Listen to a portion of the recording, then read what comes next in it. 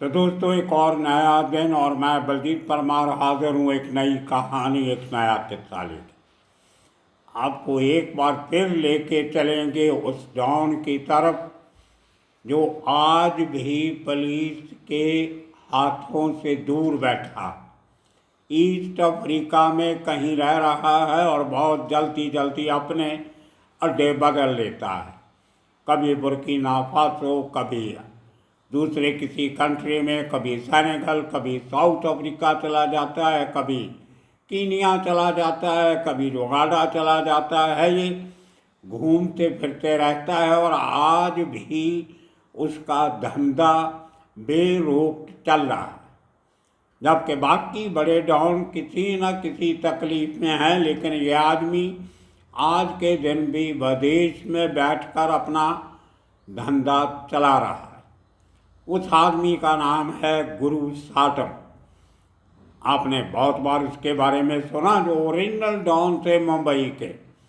गुरु साटम, रमा नायक, बाबू रेशम, उन लोगों में से एक था। बाबिया खोपड़े, पप्पा नायर, उस ज़माने का जब पूरी तरह ऑर्गेनाइज्ड गैंग्स ऑपरेशन में नहीं आए थे। उस ज़माने में जिन लोगों ने अपनी पैठ बनाई अंडरवर्ल्ड के फील्ड में, उनमें से सबसे बड़ा नाम है इस गुरु साटम का। अब देखिए, इस आदमी की आज कहानी सुनाने का मकसद क्या है। 2 दिन पहले मुझे एक मेरे दोस्त ने मुंबई से एक पुरानी अखबार की क्लिपिंग भेजी, जिसमें लिखा हुआ था कि गुरु साटम का ब्रदर इन लॉ, मतलब साला, जिसका नाम है राजेश उर्फ राजू सोनी, उसका 2002 में एनकाउंटर हुआ था बोरीवली। मैंने इस एनकाउंटर के बारे में कभी नहीं सुना था और ना मैंने कभी सुना था कि गुरु साटम का कोई साला जिसका नाम सोनी हो सर ने, क्योंकि उसके परिवार के काफ़ी सारे लोगों के नाम मुझे मालूम थे। उसका बेटा है भूषण, उसकी पत्नी है उसका और लोग हैं उनका। किसी ये राजेश सोनी, ये मुझे कुछ अजीब लगा। तो मैं 2 दिन से ढूंढने के लिए लगा था कि जो एनकाउंटर हुआ कैसे हुआ, तो किसने किया, कौन था ये राजू सोनी। दोस्तों, बड़ा इंटरेस्टिंग किस्सा सामने आया। असल में जहाँ पे अपने बचपन से लेके मुंबई छोड़ के भागने तक परेल के जिस इलाके में गुरु साटम रहा है या रहता था, वो आजकल पूरा बदल गया है इलाका। जो छोटे छोटी चाल के कमरों में रहता था, वहाँ आज मल्टी स्टोरी बिल्डिंग बन गई। उसके साथ जो पुराने चाल के रहने वाले थे, उनको कुछ बड़े घर दे दिए गए। तो बहुत दूरंदेशी से सोचता था गुरु साटम। ये पूरा एरिया डेवलप हुआ उसके भागने के बाद। जब रमेश चौहान के मर्डर के बाद वो यहाँ से भाग के जाता है, पहले उसकी ज़मानत होती है, ज़मानत के बाद वो भाग जाता। लेकिन बाहर बैठे बैठे उसने पूरा अरेंजमेंट किया। कुछ पहले किया था, कुछ बाद में कर लिया। जिस चाल में रहता था वह इसके 4 घर थे, छोटे छोटे पुराने झोपड़े टाइप चाल में बने हुए। तो बिल्डर्स ने 4 घर तो इसके देने ही थे नए, जो 320 स्क्वायर फुट के बने, एक कमरा, एक किचन और साथ में वाशरूम वगैरह, वो इसको 4 तो मिलने थे। लेकिन इसने अपनी दादागिरी, अपने नाम का फ़ायदा उठाते हुए अपनी पत्नी, जो इसकी लीगल वाइफ है, छाया जिसका नाम है, महाराष्ट्रियन है, उसके नाम पे इसने एक उसी फ्लोर में जो 2 विंग में वो बिल्डिंग बनी है। एक में बड़े फ्लैट हैं, 2 bedroom, 1 bedroom hall, 2 bedroom hall, और बहुत महंगे बिके। परेल बहुत महंगा एरिया। तो जो रिहेबिलिटेशन वाली जो बिल्डिंग बनाई थी, छोटी एनेक्सी बिल्डिंग, उसमें एक फ्लोर अपनी बीवी को ले दिया। उसमें भी हेरा फेरी की होगी, किसी और के नाम के मकान बीवी को ले दिए। एक फ्लोर पे 4 वो छोटे छोटे घर थे, 320, 300, 280 स्क्वायर फीट वाले। तो समझो 4 घर इसने ले लिया 1000 स्क्वायर फीट के ऊपर के एक फ्लोर पे 4 ही घर होते हैं। इसने चारों अपनी बीवी छाया, जो इसके बेटे भूषण की माँ, उसको ले लिया। वो आज भी जिंदा है और वहीं रहती है। उसके बाद अपने बेटे भूषण के लिए एक और फ्लोर पे पूरे 4 फ्लैट इसी किस्म के ले दिए, दादागिरी करके। बिल्डर बेचारा मजबूर था, उसने बड़ी बिल्डिंग साथ में बनानी थी जहाँ पे महंगे फ्लैट बेचने थे, ने वो भी दे दिए। और जो नई बिल्डिंग बनाई महंगी, उसमें भी एक 1 बेडरूम हॉल का फ्लैट अपने बेटे भूषण को ले दिया और बिल्डर ने वो भी दे दिया। ये तो हुआ इसकी अपनी प्रॉपर्टी बनाने का चक्कर। अब इसकी बीवी की कुछ और जो छोटी मोटी प्रॉपर्टी थी वो सब बेच बाच के उसने अपना काफ़ी सारा पैसा इकट्ठा करके अपना बुढ़ापे में, उम्र आज 70 साल के करीब उसकी एज है, 74 के करीब गुरु साटम की है। वो इसी उम्र में काफ़ी छोटी है, शायद 70 से भी थोड़ा कम होगी। वो अकेली रहती है, अपना अपना मौज करती है, कोई उसको चिंता नहीं है। खैर उसके बेटे ने, जो उसको 4 पूरा फ्लोर मिला था, वो जुए खेलने की आदत थी भूषण को, उसने एक एक करके वो चारों बेच दिए और पैसा उड़ा दिया जुए में। आज जो बड़ी बिल्डिंग में उसको 1 बेडरूम हॉल का फ्लैट मिला था, वहाँ अपनी बीवी और अपनी बेटी के साथ रह रहा है। बीच में पकड़ा गया था एक्सटॉर्शन के चक्कर में, अब जमानत होगी कुछ महीने पहले, तो बाहर आ गया, तो अपने घर में रह रहा। तो ये साला कहाँ से आ गया राजेश सोनी, मैं ये ढूंढने में लगा था। कहते हैं तो बड़े लोग होते हैं, उनके स्केल्टन में उनके कपबोर्ड में स्केल्टन बहुत होते हैं, अलमारियों में कंकाल छुपे रहते हैं। तो एक कंकाल ये भी निकल आया। तो जहाँ पे अपनी बीवी और बच्चे के साथ गुरु साटम रहता था, वहीं पे एक उत्तर प्रदेश की फैमिली रहती थी, जिसकी एक लड़की थी लखा या लखा कहते हैं। उसका एक भाई है राजेश सोनी। तो इस लड़की के साथ गुरु साटम को इश्क हो जाता है। अब दूसरी बीवी है, उसको पता है कि इसका दूसरी औरत के साथ चक्कर है। कई बार छाया और लखा की तू मैं भी उस इलाके में हुई, लोगों ने सुनी, पर गुरु साटम ने उसका पीछा नहीं छोड़ा। वो थोड़ी पढ़ी लिखी भी थी और उसका भाई, छोटा भाई राजेश उर्फ राजू सोनी, वो भी पढ़ा लिखा था और बहुत तेज तर्रार आदमी था। और जब 94 में गुरु साटम भाग जाता है इंडिया छोड़ के, पहले मलेशिया वगैरह जाता है, वहाँ से करते करते दुबई, मलेशिया, कहीं कहीं इधर उधर, तो पूरा मुंबई की कलेक्शन उसकी ये आदमी संभालने लग गया, उसकी प्रेमिका का भाई।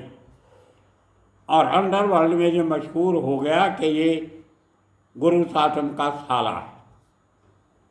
आपको याद होगा कि उन्हीं दिनों में छोटा राजन दाऊ से अलग हुआ था और कुछ समय के लिए गुरु साटम ने छोटा राजन के साथ हाथ मिला लिया था, लेकिन बाद में फर्क आए, अलहदा हो गया। लेकिन इनकी आपस में दुश्मनी नहीं हुई, छोटा राजन की और गुरु साटम। ना ही छोटा राजन ने दाऊद के साथ दुश्मनी लिया, वो अलग हो गया और अपना काम करने लगा और इनके काम में दखल नहीं देता था, अपना इंडिपेंडेंट काम चलाता। अब जब गुरु साटम मुंबई में रहता था परेल में, तो उसके बहुत सारे यार दोस्त थे जिनका उसने कुछ अच्छा भी किया होगा। वो आजकल केबल का वगैरह काम बहुत करते हैं, लाखों कनेक्शन है उनके पास। मुंबई में केबल का बहुत बड़ा कारोबार है। जितने पुराने 10 नंबरी थे, गैंगस्टर थे, सब के सब केबल में घुसे हुए। बड़े बड़े डॉन्स भी केबल में चले गए। छोटा राजन का आधा गैंग केबल का काम करता है, अरुण गवली का आधा काम केबल का काम करता है, रमा नायक का आधा गैंग केबल के धंधे में कनेक्शन देते हैं टीवी देखने का। और जो डिश एंटीना है बहुत महंगा पड़ता है, ये वो सब तो केबल कभी ख़राब नहीं होती। डिश एंटीना तो बरसात आ जाए, हवा चले तो बंद हो जाता, लेकिन केबल तो वायर से जुड़ा होता है तो उसको कभी रुकावट नहीं आती और वो कंपैरेटिवली सस्ता बहुत होता है डिश एंटीना से इसकी फीस जो है मंथली चार्जेस वो कम होते हैं। तो उसके जो पुराने सहयोगी जिनको उसने ये काम सेटअप करने में मदद की थी, वो आज भी लाखों रुपए हर महीने गुरु साटम को भेजते। अब 2002 में तो बहुत सारा पैसा इकट्ठा कर रहा था। उसके बाद थोड़ा ठंडा हुआ। छोटा राजन का गैंग भी फुल फॉर्म में था। बड़े बड़े लोगों को मारा जा रहा था जो दाऊद गैंग के साथ जुड़े हुए थे।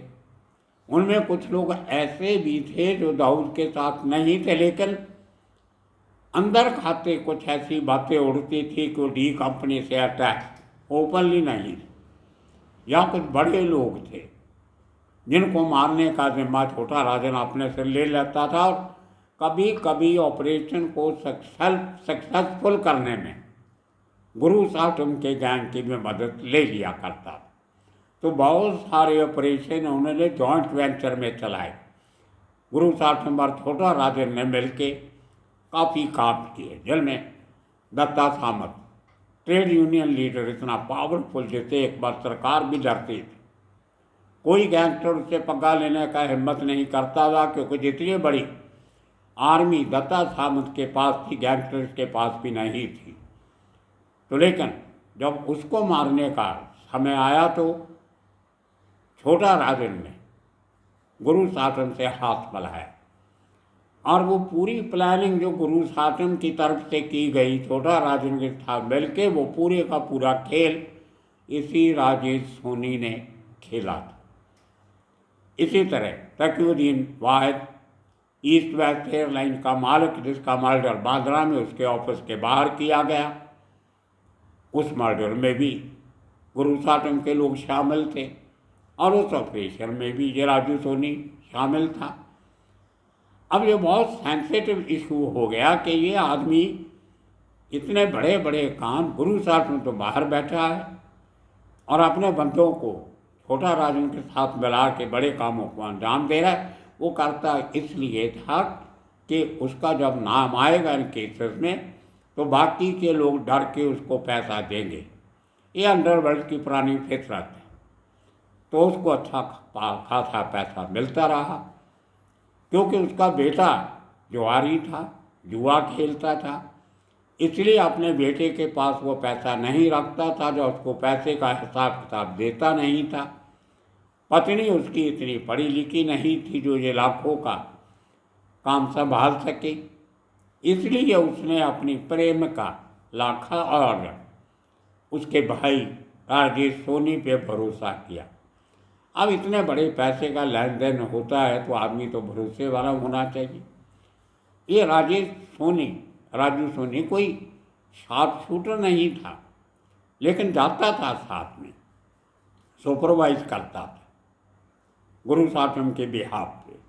और एक तरीके से गुरु साटम की गैरहाजिरी में मुंबई का पूरा कामकाज इस सो कॉल्ड साला साहब के पास था। बिना शादी के साला बन गया है। अब पुलिस को खबरें मिलने लगी कि ये आदमी बड़े लेवल पे एक्सटॉर्शन कर रहा है। अब विनोद मटकर भी कुछ केसेस में इनके साथ था, वो भी पुलिस को खबर मिली। तो क्राइम ब्रांच की यूनिट 3 ने ये काम लिया कि इस आदमी को ढूंढा जाए, लेकिन ये कहीं मिलता नहीं था। अब कभी मालवन एरिया है महाराष्ट्र में, कोंकण में, वहाँ काफ़ी ठिकानों पे छापेमारी की गई लेकिन नहीं मिला। फिर पता चला कि वो वापी में कहीं पे है। वहाँ भी इस टीम ने जाके, जिसमें एक ऑफिसर हमने पहले भी नाम लिया था एक एनकाउंटर में, निनाद साहब, आजकल बोरीवली पुलिस स्टेशन के सीनियर इंस्पेक्टर इंचार्ज हैं चौकी के, वो भी उस टीम में थे और बहुत मेहनती ऑफिसर थे तब भी आज भी। तो काफ़ी मेहनत की, अपने आदमी खबरी वापी में लगा दिए। जहाँ कहीं खबर आई थी कि इस बार में दारू पीने आता है तो कुछ खाने पीने आता है, मौज मेला करने आता है, वहाँ पे खबरी बैठाए कि खुद तो पुलिस वाले खड़े नहीं होते, पहचाने जाते हैं। लेकिन फिर भी जितना करना था बहुत मेहनत की, कई महीनों तक इस आदमी को ढूंढा गया। इनको ये भी पता था कि ये खास अपने पास बहुत सोफिस्टिकेटेड वेपन रखता है। और उसके बाद अचानक इनको पता चलता है कि शायद राजू सोनी को इस बात की खबर लग गई कि पुलिस उसको वापी में ढूंढ रही, और वापी में ही था। और वहाँ से बड़ा मौका देख के भाग आता है मुंबई वापस। लेकिन उसके मुंबई आने की खबर जो थी वो इस टीम को लग जाती, और वो पीछा करते करते इसको ट्रेस करते करते तब मोबाइल फ़ोन भी आ गए थे, टेक्निकल सर्वेलेंस भी आ गई थी, कम्युनिकेशन साधन बढ़ गए थे। तो वो सब के चलते हुए पुलिस ने काफ़ी अच्छा खासा जाल बिछाया। और इस आदमी ने देखो इतना चालाक निकला कि अपने एरिया परेल में नहीं गया, अपनी बहन के पास नहीं गया। जब जो बहन का घर था उसकी तो पहले डेथ हो गई थी, वो भी बता दें आपको पहले, नहीं तो ये किस्सा बीच में रह जाएगा। जो लखा थी गुरु साटम की प्रेम का, रमेश चौहान जो शिवसेना का एमएलए था, उसके मर्डर के बाद ये तो पकड़ा गया, उसके बाद बेल हुई तो भाग गया। लेकिन किसी को ये यकीन नहीं था कि वो देश छोड़ के भाग जाएगा। उनको लगता था कि इधर उधर ही कहीं छिपा होगा, और उसमें जो एक सॉफ्ट कड़ी थी, नाजुक कड़ी, वो यही उसकी प्रेम का लखा थी। उसको क्राइम ब्रांच उठा लेती है, अरेस्ट करते, एक वांटेड गुनाहगार की मदद करने के लिए, उसको छुपाने के लिए। लेकिन उसने कुछ बताया नहीं इसके बारे में, हालांकि उसको सब पता था कि वो कहाँ है। बहुत मार खाई उसने, बहुत टॉर्चर झेला। मुझे मेरे सूत्रों ने बताया कि शायद ये अकेली ऐसी औरत होगी किसी अंडरवर्ल्ड के डॉन के साथ वास्ता रखने वाली, जिसकी इतनी बुरी तरह पिटाई लॉकअप में हुई, इतना टॉर्चर हुआ, लेकिन उसने बताया नहीं। ये एक अजीब किस्सा। पत्नी नहीं बताए तो मान सकते, तो उसका पति है, उसका सुहाग है। लेकिन प्रेम का भी कुछ बताने को तैयार नहीं, कितना इसको प्यार करती होगी, इसका ख्याल रखती होगी। या शायद उसको लगता था कि मैं औरत हूँ, मेरे साथ कोई ज्यादती नहीं करेंगी, पर उसने सब बर्दाश्त किया। उसके बाद जब छूट के आती है, उनको कैंसर हो जाता है। उसके इलाज के लिए गुरु साटम बाहर चला गया था, पैसा आ ही रहा था। पहले वो पैसा इसके भाई के पास भेजता रहा कि बहन का इलाज करवा सके, लेकिन कुछ सालों के बाद वो कैंसर से मर जाती है।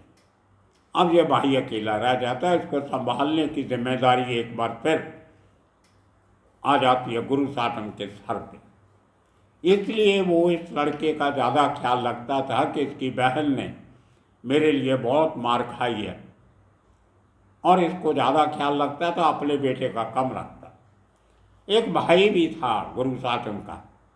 नॉर्मली जब बड़ा भाई कहीं बाहर चला जाए तो छोटा भाई काम काज संभालता है, लेकिन वो भी दारू वारू पीने वाला था, मस्त रहता था, ना किसी से बात करता था, ना कुछ करता था, और देसी बंगलू नौ टाक पीता था अड्डे पे जाके। वो भी मर गया था। अब ले दे के गुरु साटम की अपनी फैमिली में से उसकी बीवी और उसका बेटा, आगे उसकी बीवी और बच्ची, वो बचे। प्रेम का भी गई। तो अब 2002 तक गुरु साटम का मुंबई का पूरा लेन देन, पैसा भेजना, हवाला, फरौती मांगना, कौन जाएगा लेने, ला के फिर हवाला से बाहर भेजना, ये काम पूरा राजू सोनी करता। इसलिए पुलिस उसके पीछे लगी थी, बड़े बड़े केसेस की प्लानिंग थी। और इसके साथ हुआ ये कि जोगेश्वरी का एक बड़ा पॉलिटिशियन था, जिसके साथ कोई पुराना लेन देन था गुरु साटम का। एक प्लान बना रहे थे उसको मारने की, क्योंकि वो आदमी अपने वादे पे पूरा नहीं उतर रहा था, जो लेन देन था वो दे नहीं रहा था। तो गुरु साटम ने प्लानिंग किया कि राजू सोनी की ड्यूटी लगा दी कि मैं आदमी भेज दूँगा, तुम सब देख के इसका काम निपटाओ। ये खबर खबरियों ने क्राइम ब्रांच को बता दी और यूनिट 3 ये निनाद सावंत और उसके साथी अफसर, कुछ हवलदार भी होंगे साथ में, इन सब लोगों ने बहुत महीने मेहनत करके राजू को ढूंढा। एक बोरीवली में वेस्ट में एक पंजाबी लेन है, उसका नाम भी है कुछ, मैं कुछ ऑफिसर से बात करके निकाला था, वरजीरा, वहाँ पे नाका है, चौक है छोटा सा पंजाबी लेन में, ये शायद बोरीवली वेस्ट में। यहाँ पे इसके आने की खबर मिलती है और पुलिस काफ़ी इंतज़ार करती है। उनको पता था इसके पास हथियार है, ऐसा न हो कहीं गफलत में वो फायर कर दे, तो बड़े तरीके से इसको घेरना था। लेकिन काम थोड़ा आसान हो गया। अगर किसी घर में छिपा होता तो वहाँ से थोड़ा निकालना मुश्किल होता, लेकिन तभी इंफॉर्मेशन पक्की थी कि उस टाइम पे आधी रात को ये अपने किसी आदमी को मिलने या छिपने के लिए पनाह लेने वहाँ आने वाला। तभी जब पुलिस वाले वेट कर रहे थे इसके, सब ऑफिसर हवलदार साथ में पूरी टीम, तो अचानक एक ऑटो रिक्शा आता। पुलिस वाले सतर्क हो जाते हैं और जब ऑटो रिक्शा से आदमी निकलता तो ये पहचान लेते हैं। जैसे उसको कहते हैं कि हम पुलिस वाले हैं, आप कोई शरारत मत करना, वो अपना पिस्टल निकालता है और फायर कर देता है।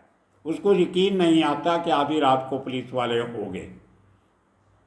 तो तभी 4 गोलियां पुलिस वाले वापस चलाते हैं, जिनमें से कुछ गोलियां निनाद सावंत ने भी चलाई होंगी, और वहाँ से ढेर हो जाता है।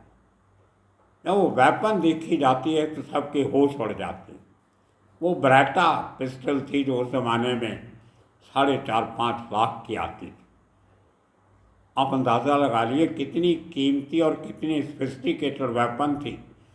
अगर पुलिस वाले कोई इमीडिएटली जवाबी कार्रवाई में फायरिंग नहीं करते, वो 3-4 फायर और कर देता तो काफ़ी नुकसान कर सकता।